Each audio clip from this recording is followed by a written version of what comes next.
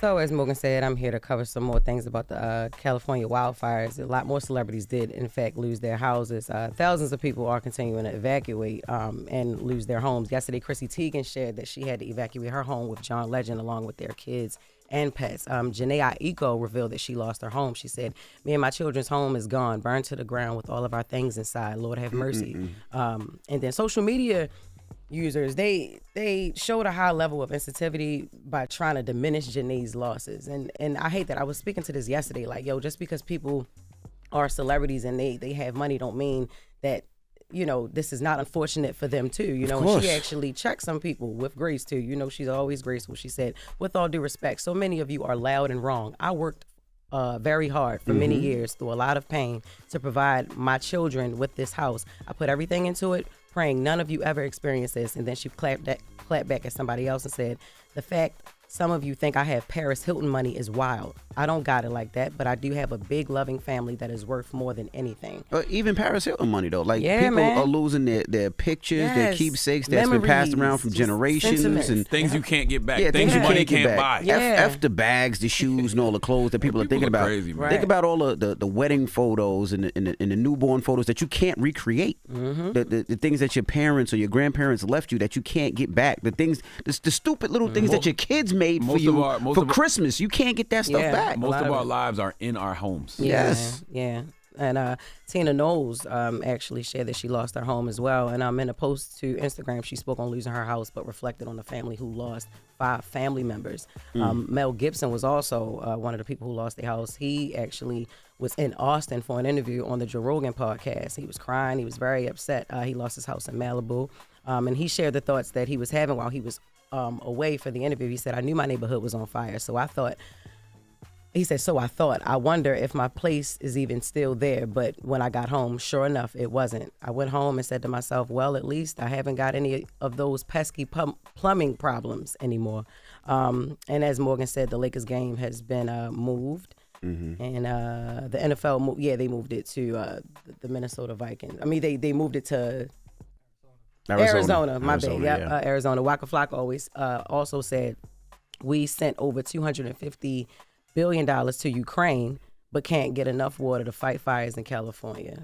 Praying for everyone's well-being during this time of difficulty." It's so crazy that a lot of those Malibu houses that were burned down are on the water. Yeah, they are on the water. Yeah. Which is crazy because I know in certain places they can pull the water out the ocean, filter it, and use it for a lot of the things that's needed. And it's just crazy that they haven't used it in that situation. It's also wild when you text like somebody that you know out in LA and you just like, yo, and for me, I do it. I'm sending you positive energy, hope everything is well, and then they text back like, "House is gone, lost everything." Salute to our guy Jake. Jake the Body. Yeah, you know what I mean? Like it's just like, damn. Yeah. Jake Steinfeld, Body by Jake. It's a couple of people I spoke to yesterday told me like they lost everything. I'm like, what? Yeah, it's absolutely sad. And I got family members that live around Studio City.